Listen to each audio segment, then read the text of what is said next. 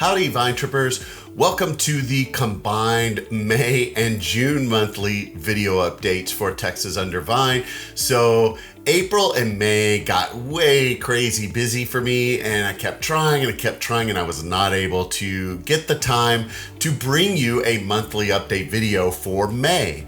So I decided to combine them, and this is what would be my June monthly update, but I'm gonna throw May in there too, because I wanna cover some of the things that I did in May, some of the episodes and stuff like that for you as well. So this is my combined May and June monthly video update. So first things first, I had 5 different episodes throughout those 2 months because, as you probably know, I release the episodes on Wednesdays every other week, and the way the calendar worked out, there were actually 3 different episodes that were released in the month of May. So I'm gonna just go back all the way to April for a second, and I want to cover some of the episodes that I had in April, starting with Salado Wine Company, and I got their Big Bully wine. It was my favorite. It's a 2020 version. This is a Mourvedre wine, and I really enjoyed my visit there with June Ritterbusch at Salado Wine Company. If you didn't get a chance to check out that episode, make sure and go back and listen to it. She's doing amazing things up there in Salado, just north of Austin. And one little tip and secret, try her sherry when you're there. The sherry's done in a Solera system, and it's fantastic. So good. I've had to go back up there to get another bottle of that.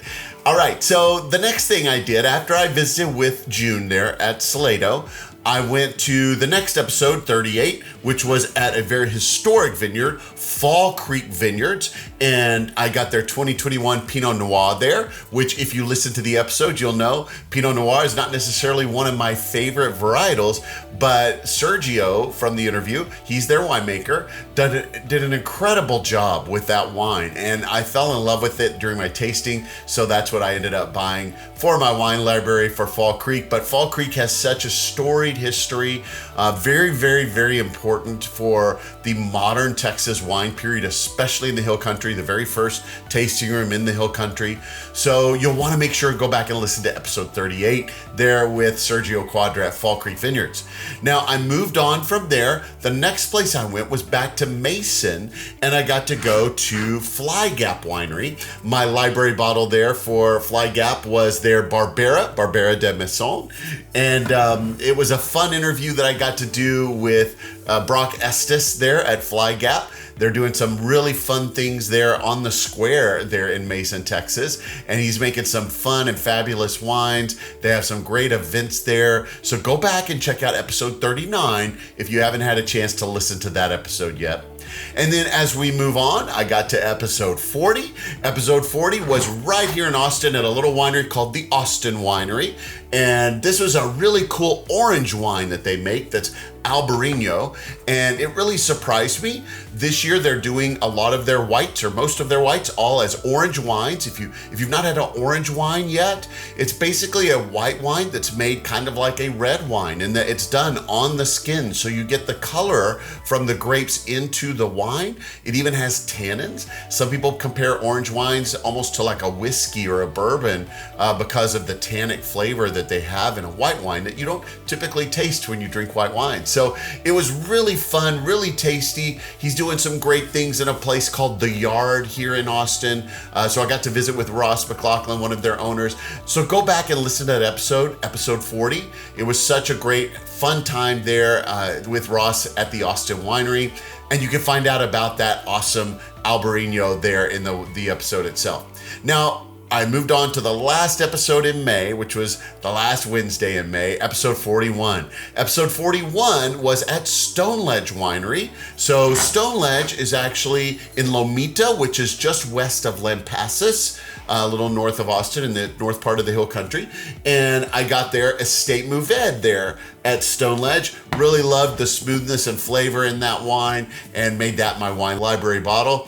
I really loved the smoothness of that wine and the flavor in it, so I made that my library bottle. And I got to visit with Greg Gisler, their owner, there at Stone Ledge. They have a really cool facility there. They even have a pickleball court on site, and he's building a driving range for golf and all kinds of fun things. You got to check out Stone Ledge, and beautiful views there in addition to their great wines. So that wrapped up 5 episodes that came out through April and through May. If you haven't checked those out, go back and listen. Remember, it's Salado Wine Company, and then it was Fall Creek Vineyards, Fly Gap Winery, the Austin Winery, and then Stone Ledge Winery.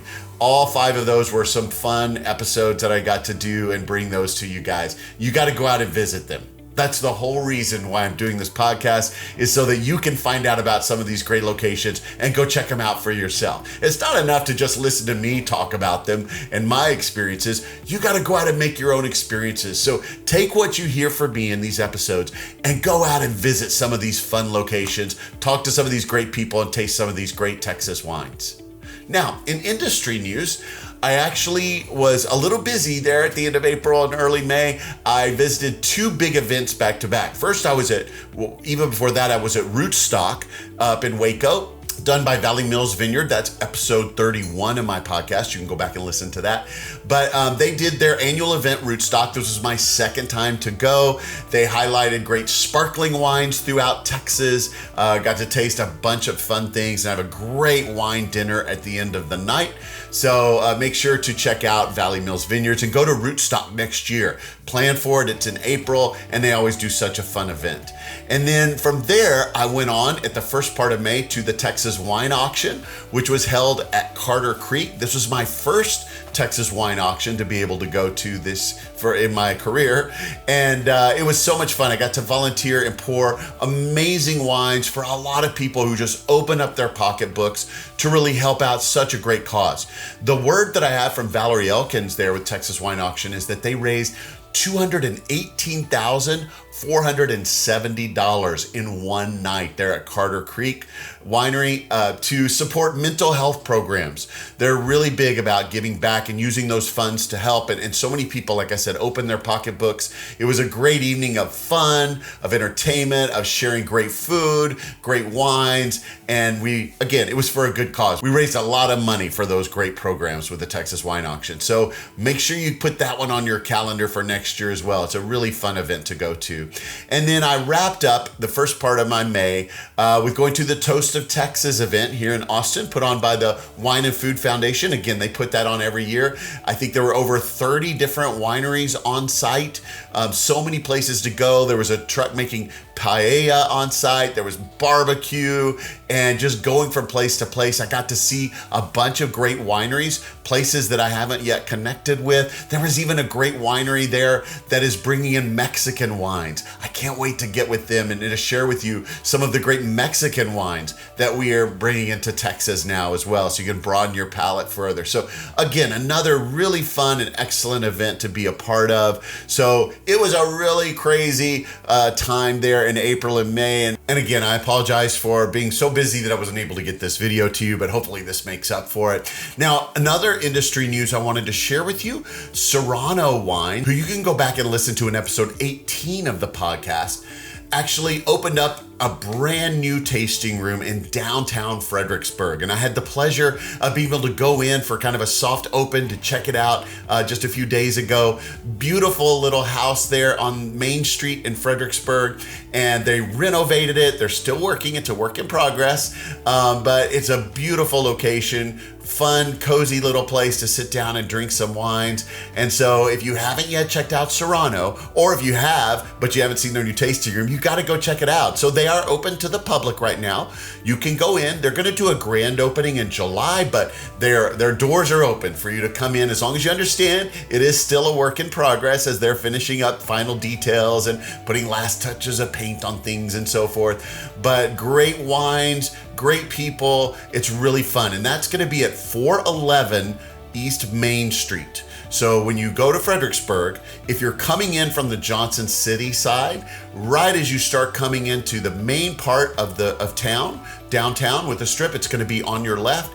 If you're coming from the other direction, from say 16 or 87, and you're coming down Main Street that way, again, as you're getting towards the end of Main Street, it's going to be on the right. So be looking for that. It's a little white building with green trim, little house with green trim, and they would love to have you come in and taste some of those great wines there at Serrano. And like I said, if you want to know more about them before you go, check out episode 18. All right, well, that's gonna about wrap it up. But before I go, remember, my merch store is live. Thanks to those of you who have already purchased some t-shirts and things like that from the merch store. If you haven't checked it out, you can easily get there by going to my website, www.texasundervine.com, and clicking on the link at the top for the online merchandise store. I only have 5 things. My store is limited. Again, I'm funding this all out of my own pocket, so I can only list 5 items at a time. But I only have 5 items up there, but you're welcome to browse through those, take a look at them, find something that you like, a t-shirt, a hoodie, a baseball cap, whatever you like that's in your size, and you can actually order those and get a cool wine tumbler with the Texas Undervine logo on it. So check out that merch store and buy some stuff there. It all goes back to helping me fund the show, and a portion of the proceeds for the season 1 t-shirt goes to the Texas Hill Country Winery Scholarship Foundation. So you know that part of your purchase is actually giving back to the wine industry as a whole here in Texas. Also, if you have any feedback on anything you'd like to see on the show, any places you'd like me to visit, I do have a lot of places out there I want to go to, but if you have something that you're dying to see or hear on the show itself, make sure to send me an email, scott@texasundervine.com, and let me know what you'd like to see. I would be glad to try to move some of those places higher on my list if there's some places that are more in high demand that I haven't yet talked to on the podcast itself. And then if you have any feedback just on the show itself, good or bad, I'm always open to hearing what you think and to hopefully making improvements and making the show better and better with every single episode. And you're a big part of that. Without you, the listeners, I would have no show. I would just be talking to myself. So thank you from the bottom of my heart for enjoying the show, for sharing it with other people, and we'll continue to bring great Texas wine destinations to you on Texas Undervine. So lastly, before I go, don't forget to subscribe to the show. You can subscribe and like to the YouTube video right here. Leave any comments. If you want to leave any feedback here, you can, or send them directly to me. You can go to my socials. It's at Texas Undervine on almost every social platform. You can communicate with me that way. Leave any feedback, rate and review the podcast. That really helps me out. If you want to help me out financially with a one-time donation or with a recurring donation, you can go to my Patreon. Again, go to my website, go to the very top and click the Become a Patron link, and you can help fund the show and help. Like I said, everything comes out of my own pocket, so everything that you give really helps me out to keep the show going and going to new great locations. Thank you to all my Patreon subscribers. You are my lifeline for this show. Thank you so much for all that you've given to me. And until then, I will see you next month. All right, Vine Trippers, happy trails and bottoms up, y'all.